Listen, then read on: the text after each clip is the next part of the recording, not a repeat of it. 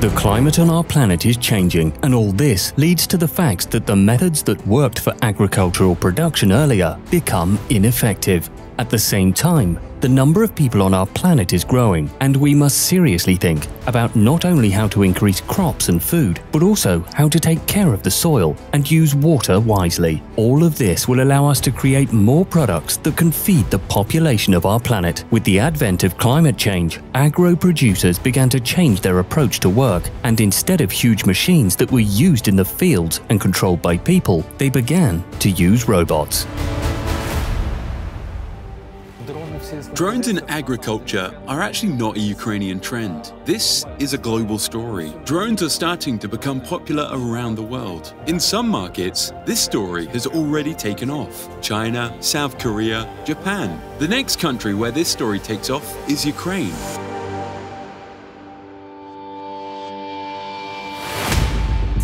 From the very first days of the founding of Drone.UA, we faced a certain skepticism expressed by our potential clients and partners. It was very difficult for them to understand that a drone is not just a camera that can get a beautiful picture from the air. It is primarily a data acquisition tool that can significantly transform their production processes. Based on the experience of the last season, we can say that almost every farmer is convinced of their effectiveness. We position them as a super high quality and super cool addition to the same self-propelled sprayers. Despite the fact that technologies are advancing, it would seem that they are becoming more complicated.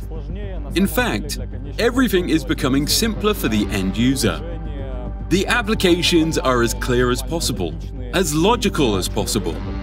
And for a person who simply knows how to use a smartphone, it is not difficult to master this type of technique. Drone sprayers. This technique can be used not only by large agricultural holdings or large agricultural producers. Each farmer who has several hectares of cultivated areas can count on the help of drones in order to protect their crops. All this allows creating new jobs and new service companies in the regions of the country. It is a service that is another trend for the country, which is now aggressively developing. Robotics in the fields is a service story. Robots are a service. This is what's happening with drones right now. This is why so many drones are appearing in the fields. Because it's a new business. When we get a drone for rent, and at the same time the farmer needs not to own a fleet of equipment, we get a win-win situation. And together, this forms a completely new, huge bubbling market. And this market will be in the billions of dollars. And that's just Ukraine. The use of robotics in Ukraine has made it possible to bring the country to a leading position in the use of these technologies at the European level. Ukraine has become one of the most aggressively developing markets in the world, along with China, along with the countries of Southeast Asia, along with Japan.